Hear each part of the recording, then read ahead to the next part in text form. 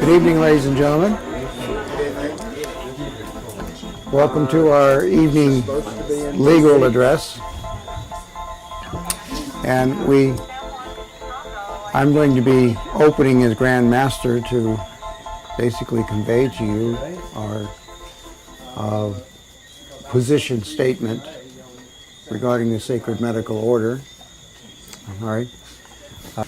Our long-held position statement in this order is not just reviving the monastic medical potential, but also the fact that the Order of St. John and the Hospitallers were nation states during the Crusading Wars, not just in Jerusalem, which was then, of course, Palestine, but then their occupation on the island of Cyprus. There, they were also of sovereign status, following the Isle of Rhodes, where they were the government of Rhodes for 2 centuries. And then, of course, they were driven off the island again by the Ottoman Turks and ended up on the island of Malta, where they absolutely had become the governance of the entire island of Malta and Gozo. Okay? And that is taught in the history courses to Maltese children. So it's called the Order of St. John. Okay. The Order of St. John also bought the island of St. Kitts, St. Martin, St. Croix, and St. Bart's, and occupied these islands for a good 14 to 16 years. So they have already been here. All right. Now, through the extension of time, after the failure of the Treaty of Versailles, and of course World War I and World War II, things have changed, of course, but you now have 2 declared sovereign ecclesiastical states that are recognized by the United Nations. Can you name those 2? Vatican's one of them. The Vatican is one of them. Technically, it's really the Holy See. Vatican is a city-state within the country of Italy, and the territory is called the Vatican, but the operations and the oversight of the Vatican city-state is actually the Holy See. Okay, that's the ecclesiastical division of that government. Can you name the other one? As the years go by, we get closer and closer. So the document that you signed this evening is tantamount to that declaration, and that will be being sent to the Secretary General of the United Nations, where we will declare to him our sovereign status, fulfilling all of the mandates and requirements of a sovereign state, not just de jure, but what's called de facto in international law. We're stating as a matter of fact. So, baby steps is the way we go. Now, most members that we have in our order haven't the foggiest idea what all of that really means. And as part of that declaration is why to our knights that we issue a diplomatic passport. Most of our members don't use that passport. I do. I even use it entering this country on many occasions. I'm already on my 3rd book. I have so many stamps in my booklet. Okay? And it's an exercise of credibility and validity. It's not that I really fear for my diplomatic immunity that I need here. I don't do anything illegal or anything. It's just a matter of declaring who we are and what we do.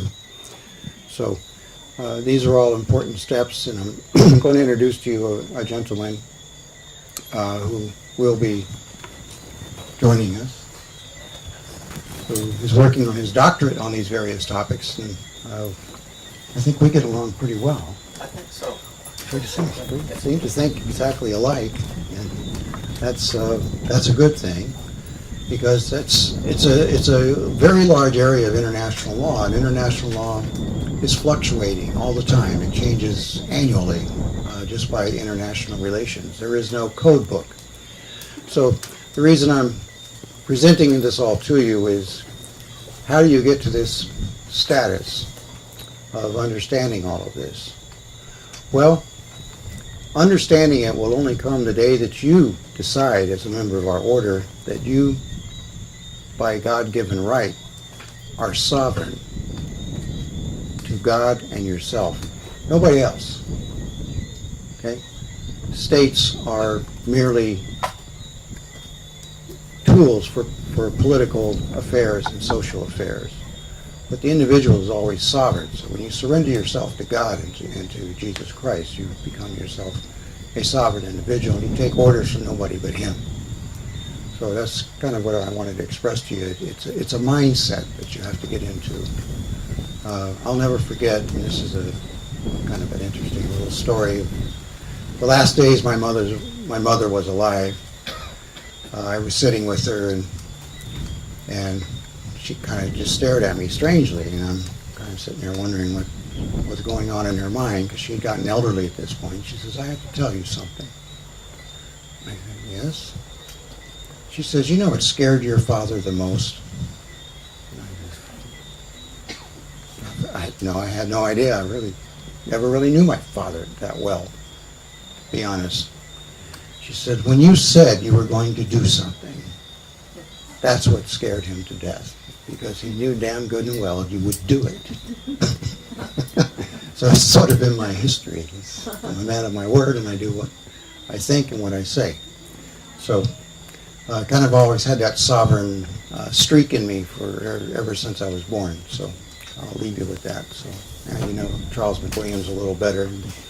When I say I'm going to do something, you can be pretty confident that it will be done. My focus is always on clarity and understanding. And when we're going to talk about legal basis for anything, we suddenly get into the realm of words matter. And when we talk about legal protections, words matter. You use the wrong words, you can be in jail as a healer. And you did nothing wrong.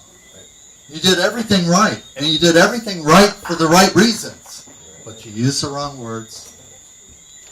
And those words, because they matter, and see, that's the thing that, generally speaking, courts and law officers do not tell you, because by law, they're not obligated to tell you. Okay, they're not obligated to tell you rights, and in fact, law enforcement is given the right to lie to you. To actually intentionally give you misinformation about your rights in order to have your behavior meet a certain criteria, which is eligibility for enforcement proceedings. Okay? But let me tell you how this works and how we avoid almost all of these difficulties. And it's because it's not just about the words we use. It's about, in a sense, knowing who you are. And Brother Michael, I think, really adequately emphasized the fact that the first reason why the hierarchy, if you will, of the pagoda of protections that I have as a healing practitioner, no matter what the technology is that I'm using to administer that healing, that's a different question, okay? But the first point of order in my legal standing, okay, is that I'm a child of God. Okay, you get that? So it's like right there, boom. That's the first tier of a 7-tiered pagoda of protection. But let me explain why that matters.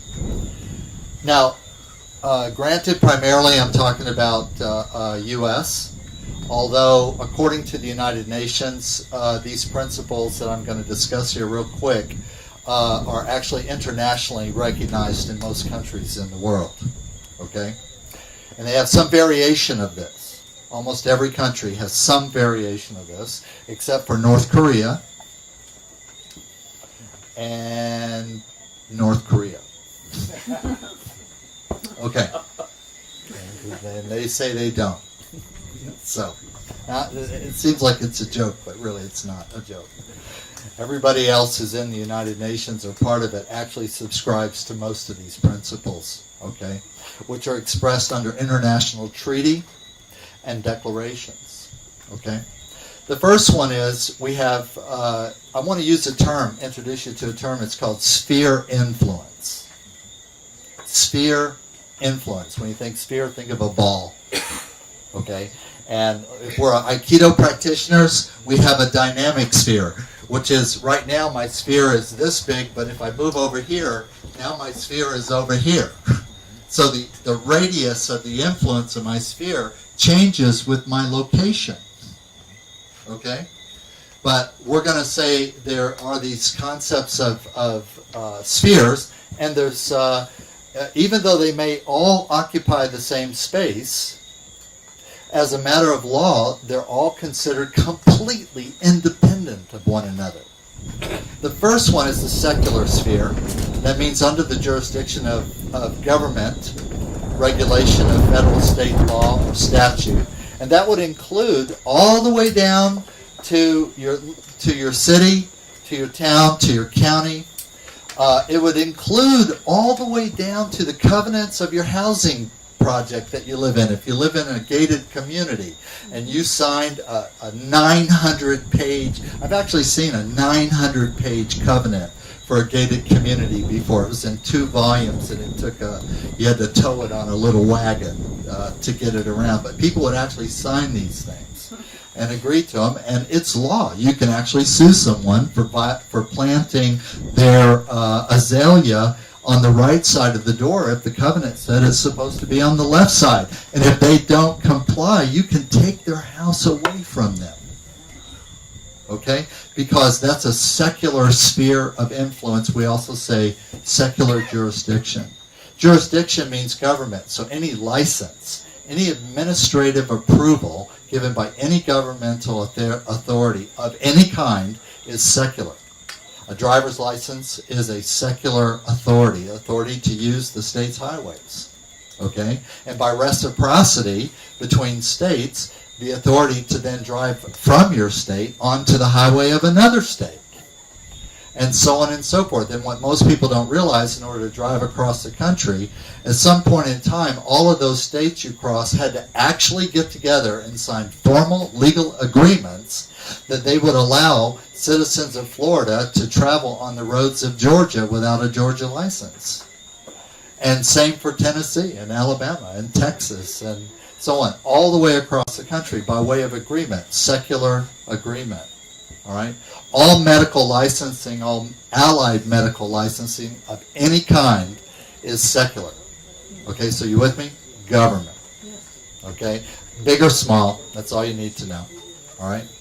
And that means you are subject to the whim and whimsy of bureaucratic and governmental process.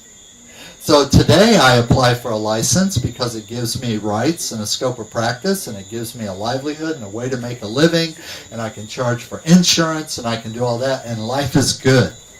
Okay? New governor is elected. He changes the board over my licensing, and they don't like me. And so what do? They administratively change the law, and all they have to do with that is take a vote, a majority vote. Good men sit together, 8 people, 5 of them say, yeah, we don't want to do that anymore, and 3 say, but I still want to do it.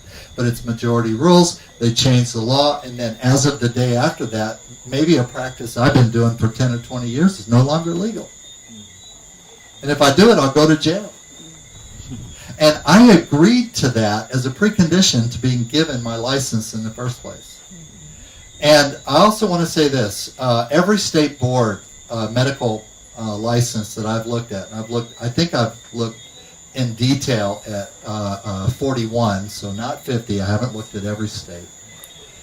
I've written legal opinions exhaustively for 14 states, but every medical license I've looked at said the reason why that license existed at all was because the state was giving the physician a dispensation to take the life of a citizen. In other words, practice of medicine is considered deadly, and that the death incidental to the practice of medicine is a regular course of the practice of medicine.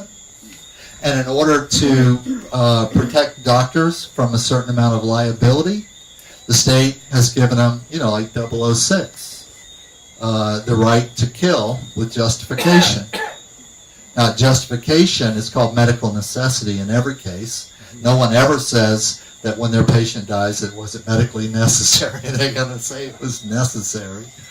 Okay, and it was incidental consequence, and it's not my fault that it's the bad drug or it's, whatever. According to JAMA, published several years ago, not long, 480,000 patients a year in the U.S. alone are die as a result of medical malpractice directly. 480,000 per year. That was published by JAMA, and that was the last issue by the last president because for some reason she resigned the week after that article was published. Okay, and I was estimating that JAMA, Journal of American Medical Association, was being conservative when they admitted that their members kill 480,000 people a year as a direct result of malpractice. And I'm not talking side effects of drugs. I'm talking that the doctor is on OxyContin when they do the procedure and they amputate the wrong leg, or they take out the right lung on a patient that has cancer in the left lung, and they die and things like that. That's what I'm talking about. Or harvesting their organs and it goes awry. Yes. I think the term they used was iatrogenic Misadventure. misadventure. Well, it's not the term they use. The term for, if you want to call it medical misadventure or mortality as a consequence of medical practice, is iatrogenic medicine. See, that sounds way better than You'd say words are important. misadventure. Okay, but anyway, it's perfectly legal in the secular jurisdiction, and that's why you're given the license according to the state. If you actually read the law, there's a paragraph in every medical law that says that the reason why the state is issuing this license is of necessity of the mortality associated with the practice of medicine. Okay, now that's an umbrella, right?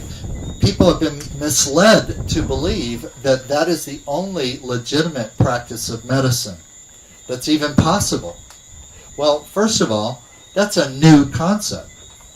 It's literally just a little over 100 years old as a concept altogether. It hasn't existed in the last 2,000 years as a concept.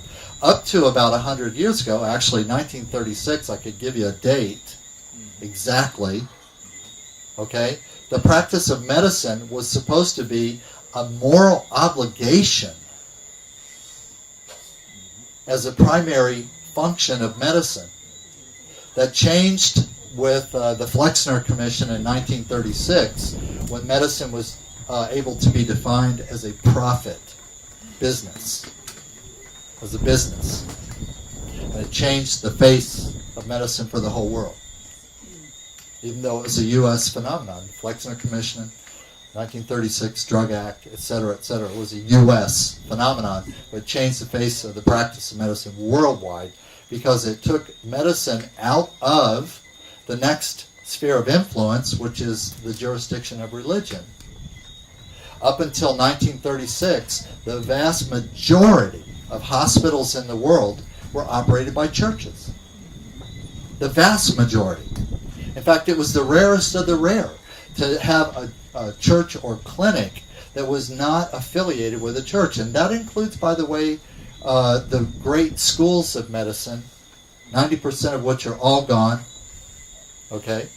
Because, for example, I have Dr. Luss' 1911 omnibus on naturopathic medicine. I have an excellent first edition copy of it, and it lists 500 medical schools in 1911. Wow.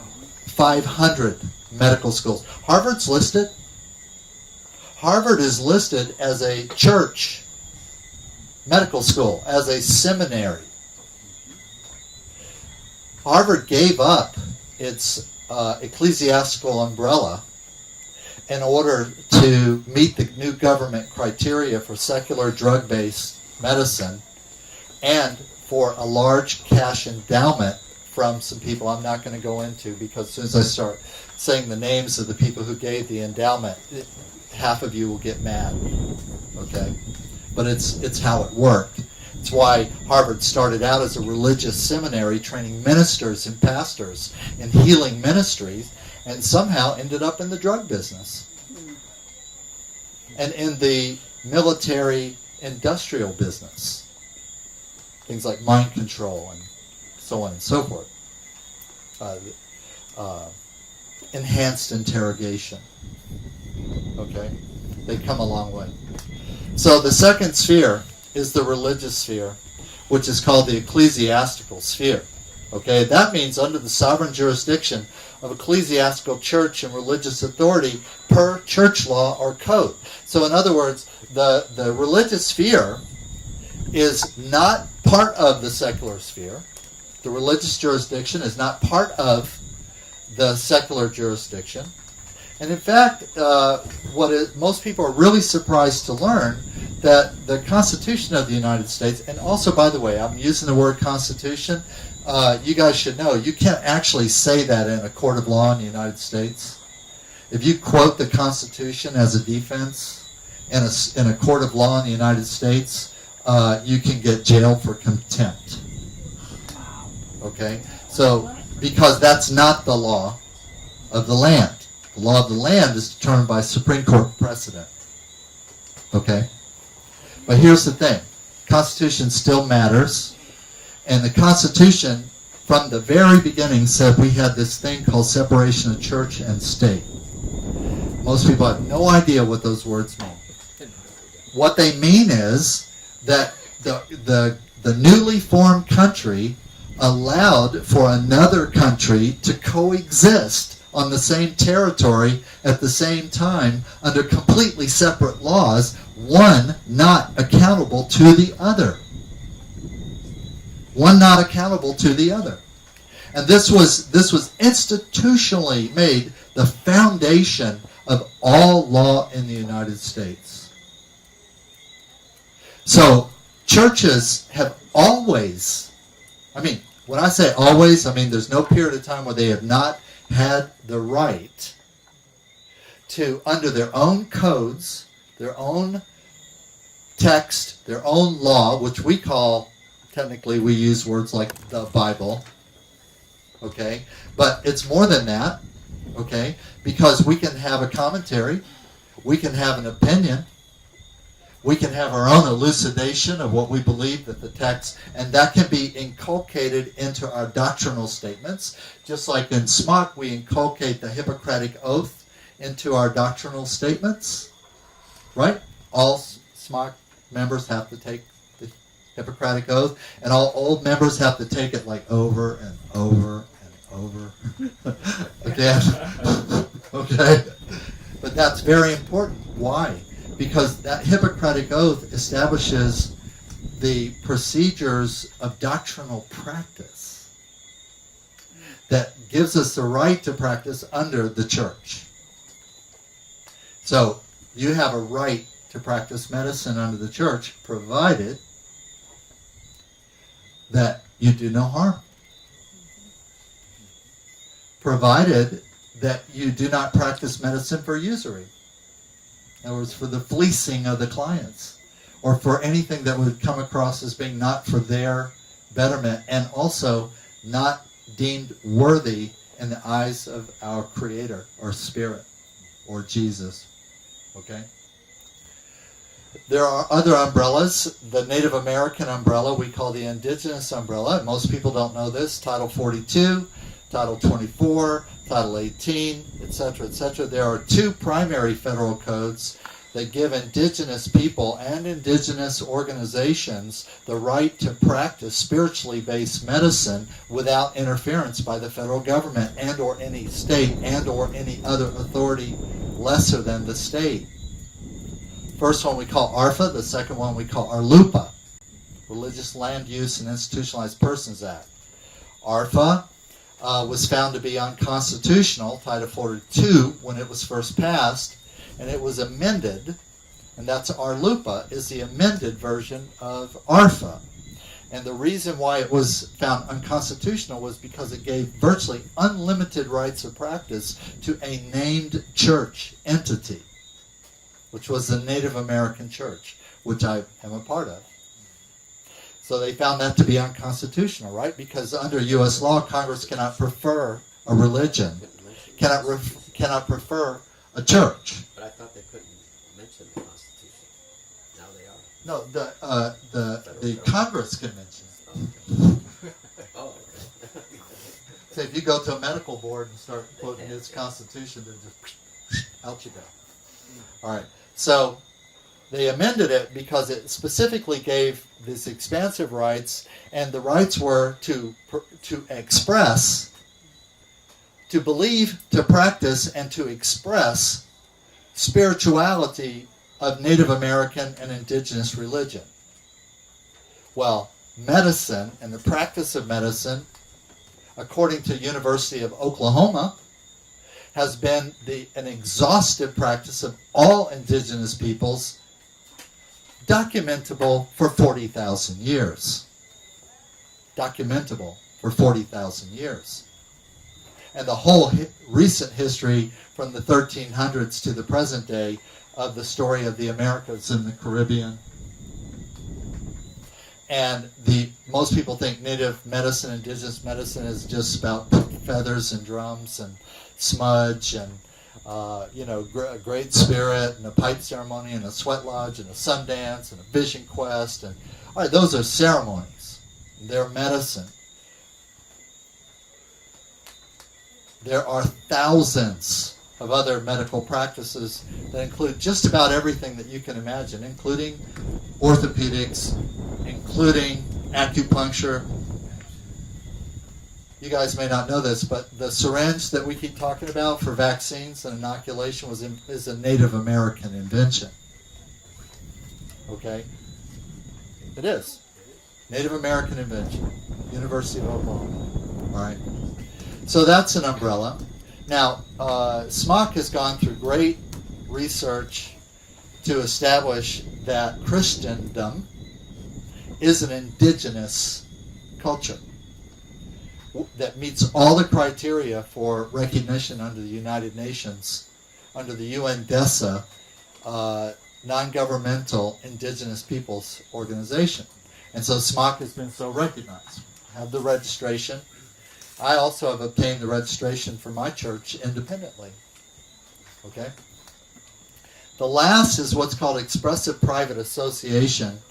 And this is subject to change because this is actually a right given by secular authority, which is that you have the right of free speech and the right of association and the right of privacy with anybody you choose who agrees to that with you.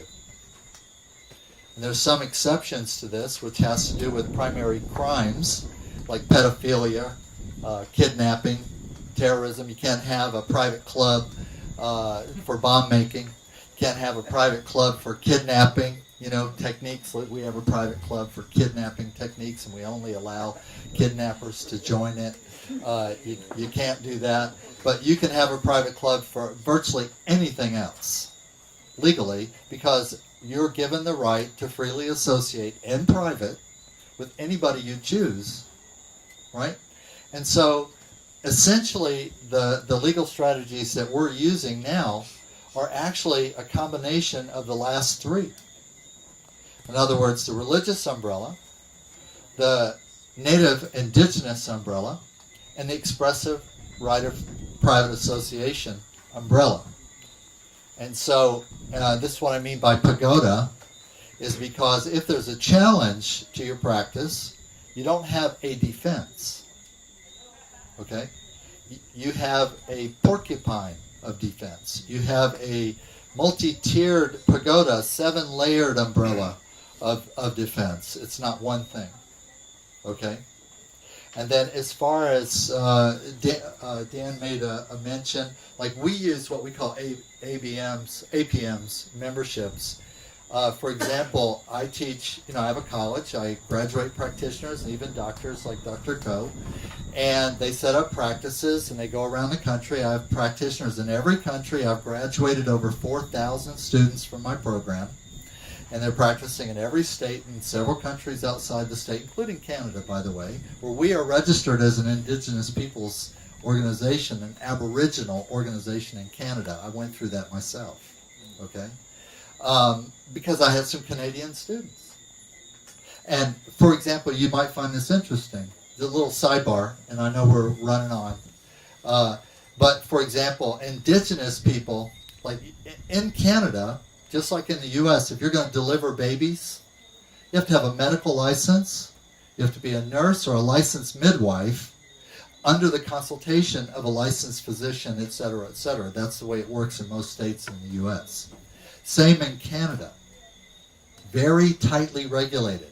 However, there's actually, under the Aboriginal Acts, there's a provision, it's called an exception, that a Native American practitioner may freely deliver babies and facilitate a pregnancy pre, during, and postpartum for any other member of an Indigenous community in Canada without a license of any kind.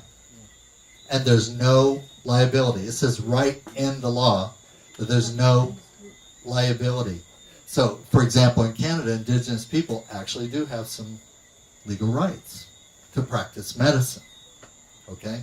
And it's not so much a right as it is an exception. What they say is because historically Native people have performed their own medical processes for each other for thousands of years, that they accept that they're still capable of doing so. When we say ecclesiastical jurisdiction, we're actually saying we as a community, as a sovereign sphere, as a jurisdiction, have taken care of at least ourselves, which of course we've taken care of a lot of other people than members of our community, but we have at least taken care of ourselves as an exclusive community and a practice passed on from generation to generation through the core of ministers, practitioner, priests, doctors, for thousands of years. And therefore, we have a right to still do so today. And even in the AHA, even in the Affordable Health Care Act, there are exceptions. And some of them are not constitutional because they can be challenged. For example, if you're an Amish, you're accepted from the AHA. You don't have to have the insurance. There's no penalties. You don't have to sign up. You don't have to join. You don't have to do anything with it if you don't want to. Why? Because the Amish have their own health care. It's a religious-based, Christian-based monastic health care practiced within the Amish community. And it's federally recognized. Same for the Hutterites. I can name the German Christian communities. There are several communities. The Christian Scientist community. Christian Science is a church. Okay? They have a federally recognized exception to practice medicine. And whether the churches have these rights or not is actually based on the church. In other words, 99% of churches, and by the way, this is my biggest complaint with churches everywhere, they make no claim to the right to actually do healing other than maybe laying on of hands and praying for each other. Which I find no fault with that. I do that. I teach that. I say no matter what you do, no matter if it's surgery or herbs, that you pray for the person before you lay hands on them, before you give them something. And just like Father Adao prays over the communion before he gets it to us, and when he gives me that cracker, it's no longer a cracker, it's the body of Christ.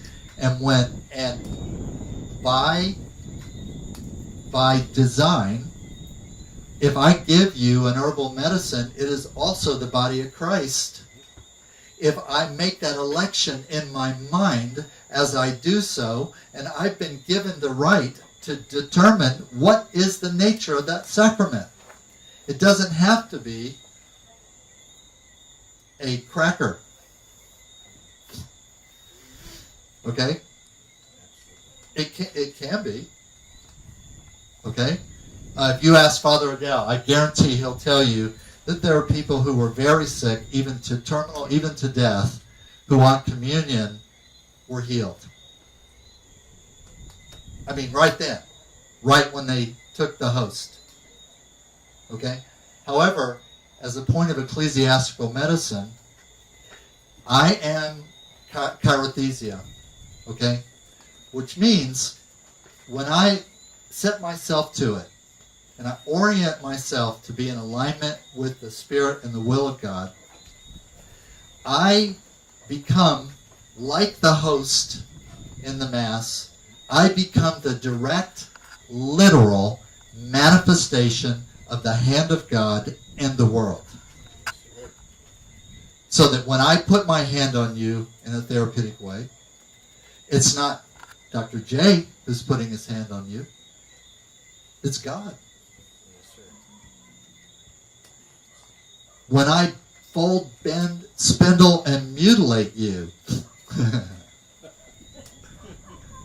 perhaps torturously so, but in the spirit of healing, manipulation. You guys watched Dan. I didn't get to see Dan's thing, but I know there was some folding and some spindling and some mutilating going on.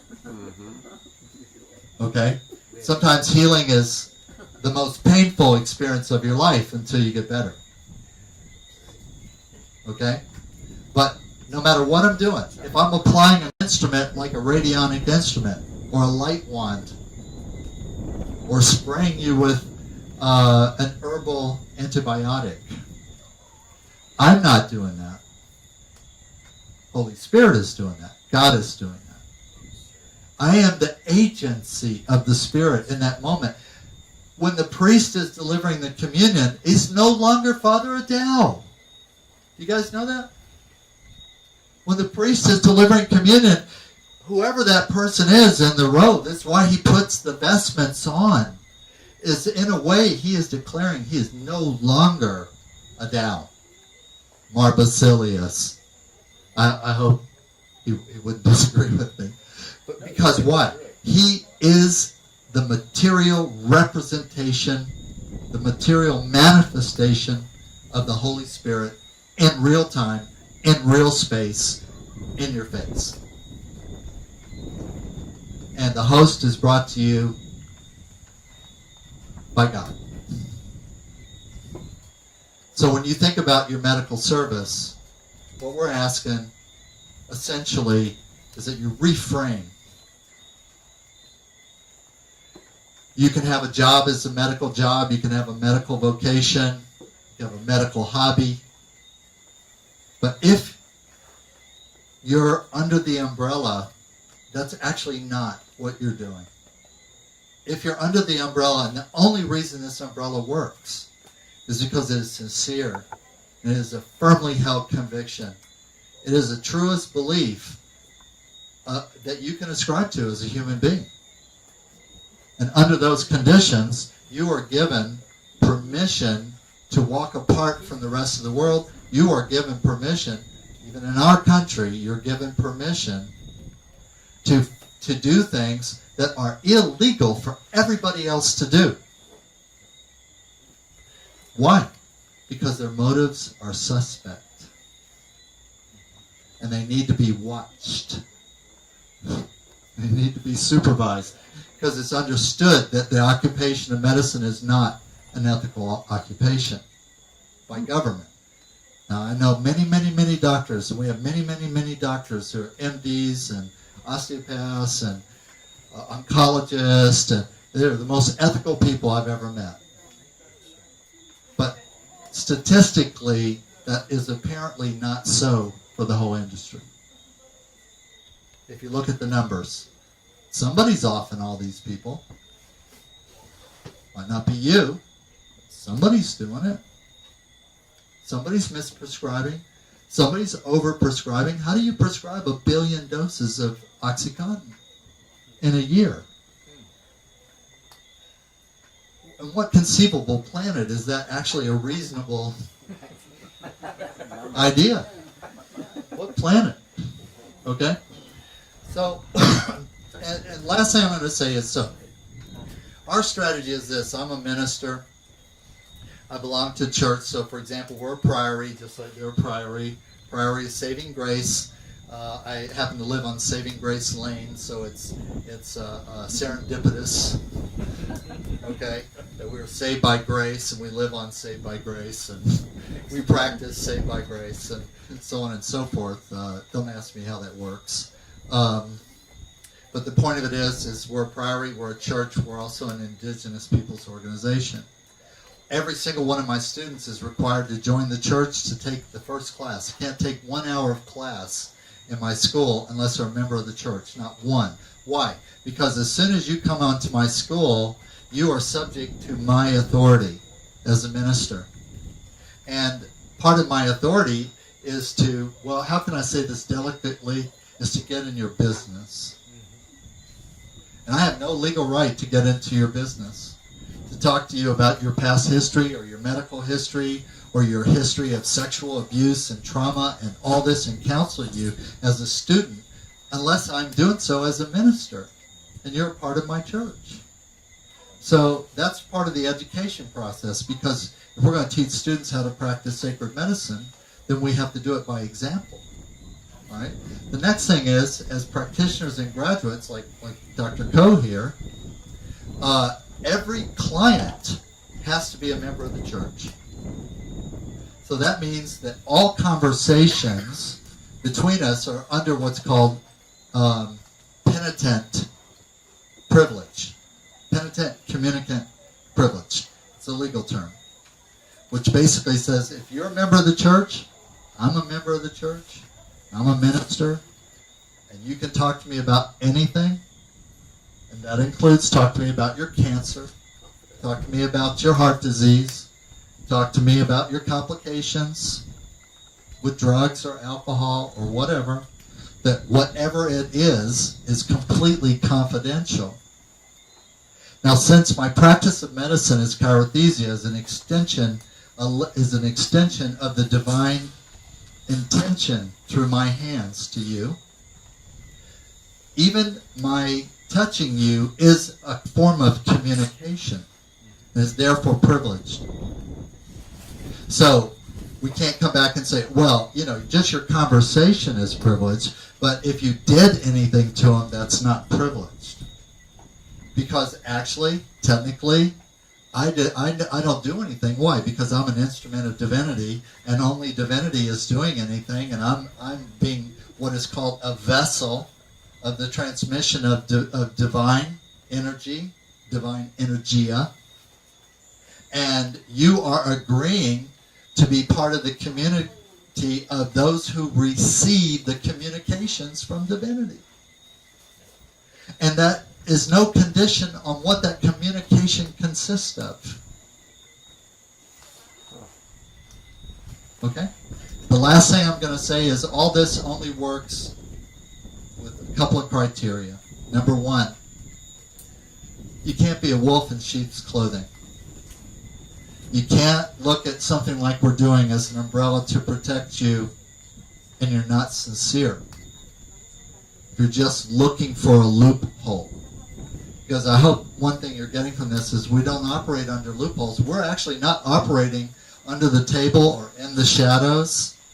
We're up front and in the face. And when he was talking about the notices, okay, now I don't know what you call them. We have a Ninth Amendment Declaration of practice and sovereignty. We have a Preceptive Declaration.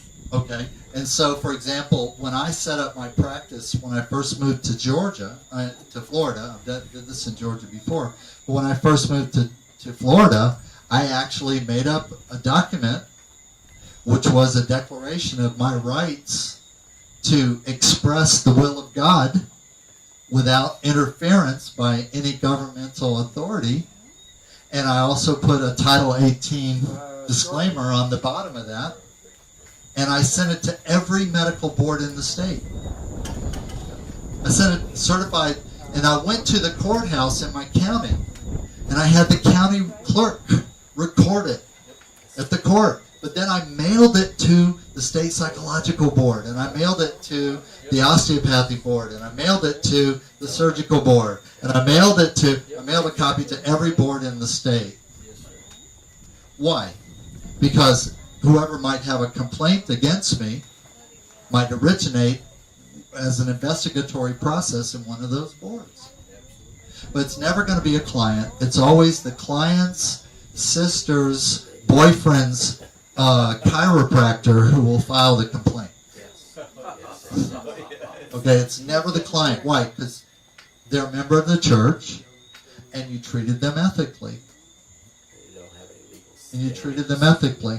Okay? And there's no guarantees of healing in the sense of physical healing in any of this. And never should there be. Unless it's through death. Because, again, if I'm the extension of God's hands, parouthesia, I'm the extension of God's hands, I'm the practice of divinity made manifest, then all healing, if healing, is between you and God. I'm a vehicle, a co-facilitator of the expression of divinity jointly with you. Because, see, I'm as dependent on you as a communicant as you are on me as a minister. Because my ministry is for you. And so no you, no ministry. Okay? And vice versa. Okay? All right. So anyway, that's good for now. That's all I have. I want to say thank you very much. Yes. Quick question for your comments. Practicing under this ecclesiastical sphere. In Alberta, quite a few years ago, the College of Physicians and Surgeons of Alberta actually took a 12 or 14-year-old little girl, Jehovah's Witness, took her to court, had her removed from her parents, and forced her to undergo chemotherapy Yes. And blood transfusion. and blood transfusions because they destroyed And her they body. won. And they won. So how would this happen in Canadian jurisdictions? Well, I want to say two things. Excuse me. Use the mic. Use the podium mic. Okay. And you're turning your back. Go where Dr. Charles is. Yeah, okay. All right. I want to say a couple of things. Christians were fed to the lions. They were legitimately practicing their religion, and they were fed to the lions. Because we have the protections we have, doesn't mean that we won't have challenges or trials or tribulations. What can And- we do as and- an organization to Well, advocate it on? Here's behalf of one this thing. little girl? One part of the reason, I don't know because I don't know the case, okay? But I know some other cases. And part of the idea was because the church did not offer an equivalent treatment. The church had no equivalent treatment facility and no equivalent treatment under their umbrella. Never stepped into Okay, the and so sovereignty over the state. There are ways that things can be challenged. So, for example, if vaccinations, that's why we have to offer some alternative for vaccination. Because if we don't, then the state can say that they have a prior overriding interest on the ownership of the children and can take them to have them vaccinated. But as soon as you have a vaccination record, which is an equivalency, then the state no longer has that right. And so it's situation by situation. I can't say. Well, we had a almost identical situation through one of the members of the Indigenous tribes. I heard the case from Pennsylvania where the Jehovah's Witness took the boy away from the mother because she wasn't giving him chemotherapy. And Bill Handel on the law was like prosecuting the case on the public radio, condemning this woman for not giving this child, chemotherapy. But Bill Handel never quoted, all the statistics from dying from chemotherapy. But what we were trying to get that group then, the Indigenous tribe, was to stand up for the mother and the kid, and they wouldn't stand up for them. That's the problem we were having. And that's when I started getting calls like that to say, what can we do? Just like you're asking now. And it started, like Dr. James said, it starts with the constructive notice. If you don't have the notice to those boards before you start, that's your first problem. Second problem is if you don't have something like the Knights of Hope stand up for those people that are being treated as a legal organization. I guess that's the details we could discuss But we a gotta- little bit more. But if that comes up again, and I'm sure it's going to happen again in our provincial jurisdiction in Canada, are you guys the ones that I could go to say, look, could we help these people? Yeah, well, under treaties, yes, but can I say yeah, one thing? sure. Okay. But Yes and no. Okay. Okay. be careful And- how the and here's- yes is.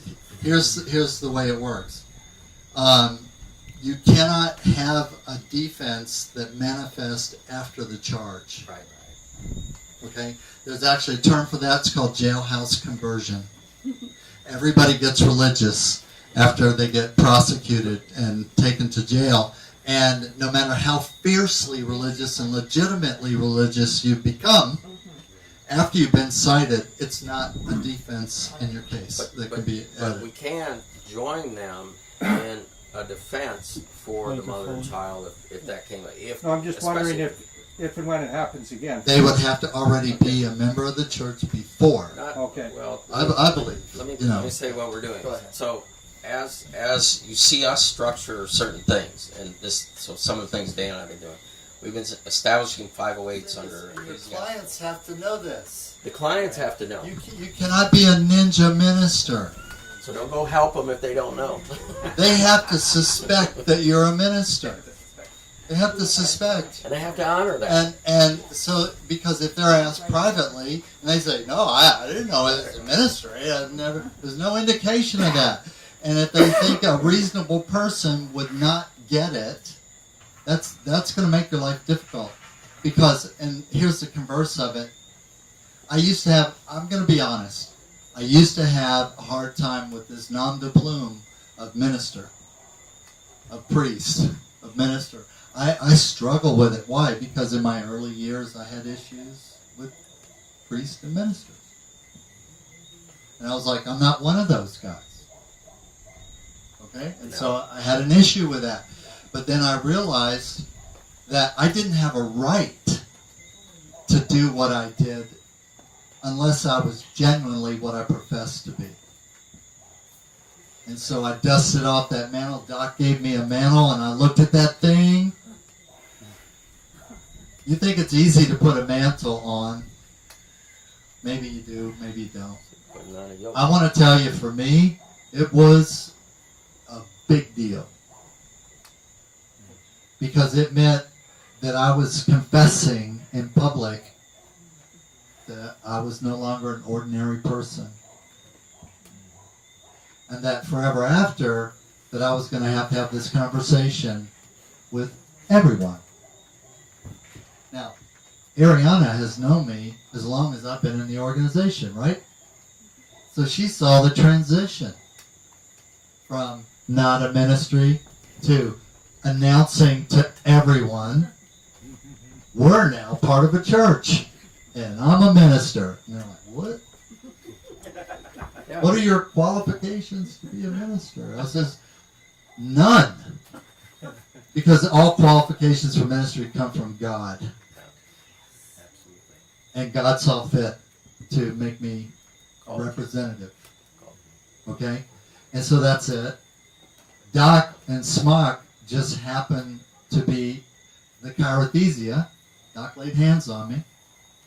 They were the vehicle of the manifestation of the acknowledgement of the extension of divine presence. And that's the way I see the knighting ritual. Okay?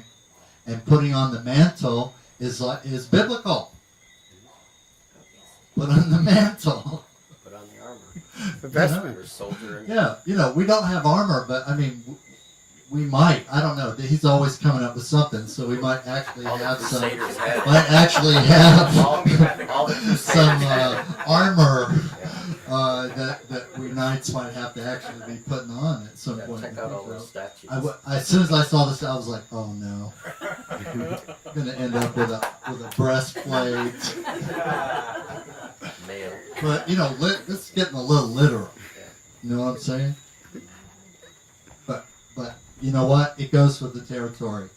We're an odd bunch of people because we're set apart. That makes us odd. Okay? So anyway, I got to get off of this thing. Thank you very much. Give my brothers a hand.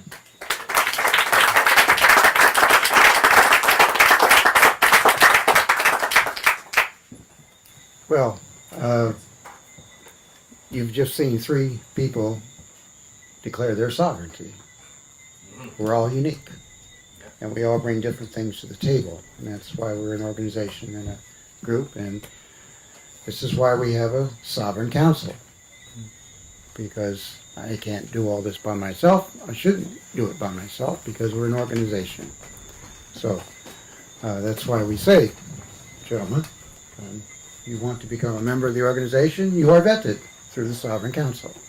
All council members get a copy of the application, and yes, we have turned people down because somebody says, oh, I know that person.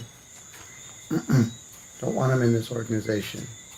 The rotten apple can spoil the whole batch.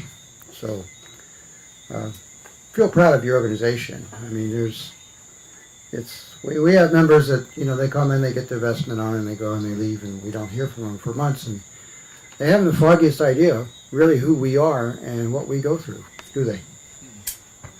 And then we have others that come to a Congress and they get a taste of just an evening like this, and then they're back again next year, and then before you know it, they're on council with us, and they're standing up, waiting for the sword. There you go. Because we joined him. That's who we are. And speaking of that, we've got one more that's going to step up to the plate on council here very soon. I just got that feeling. Gordon, if you'd like to come up and relate to the group what you've done for this organization. It's Absolutely. Truly a monumental step and process forward for all of us. Please. Okay, Tammy says I have 5 minutes, but I set my timer for 15. Okay, first things first, I'd like to introduce myself. My name is Gordon Ward. I'm from Alberta, Canada. I have a practice in hyperbaric medicine at the Edmonton General Hospital. I am here in a lot of different capacities. I am the president of the Canadian Association of Hyperbarics.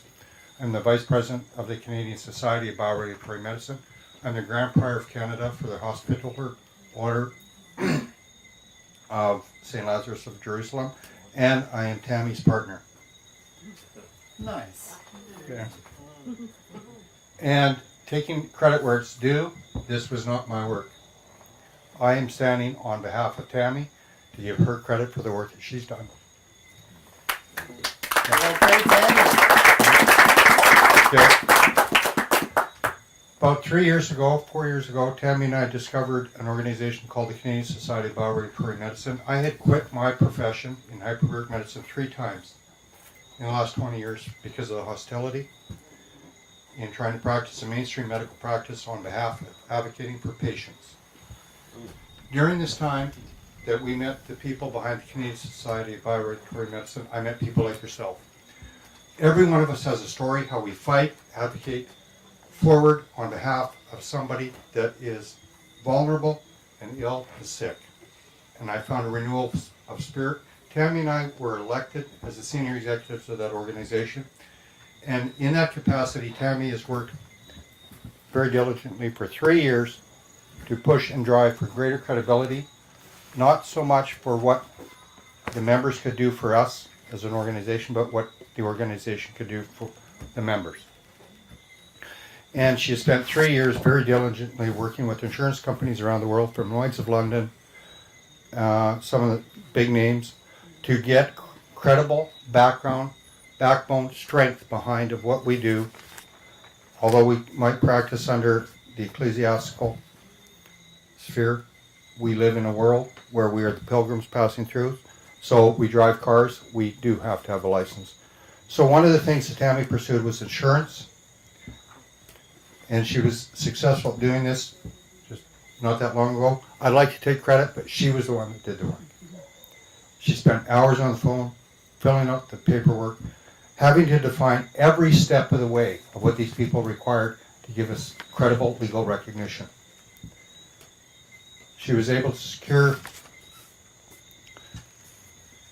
health services and modalities as Eastern medicine, electrohomeopathy, energy medicine and healing, monastic medicine.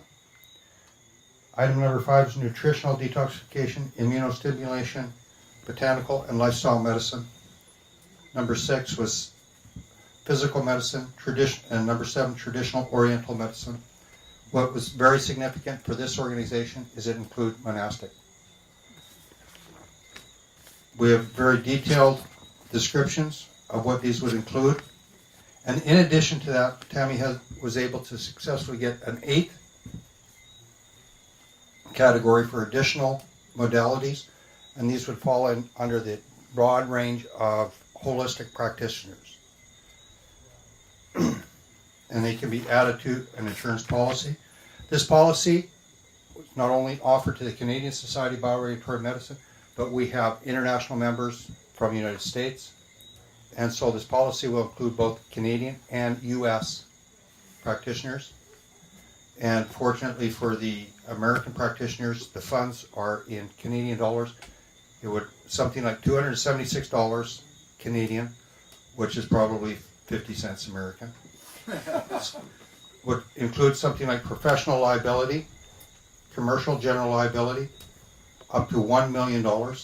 And then if there are individual items that the practitioner has, we have 56 pages of additional modalities. And if it's not covered in that 56 pages, you can trust Tammy to fight for you and get that on there. Our next step, hopefully, is to expand this to an international scale for people in all the different countries represented by SMOC. The next, and an additional step, is to also look for personal health insurance for the members. In Canada, we have a state or socialized medicine, but once you get a diagnosis, you find out how fast and how quickly the system falls apart. And in the United States, I understand it's a lot worse if you do not have health insurance. So that's something that Tammy has worked through the Canadian Society of Bioregulatory Medicine to be able to provide the members. And if you have any additional questions, you can direct the administrative requirements to her. I'm proud to be able to represent her work tonight and offer this to you guys. Thank you. Thank you, Greg.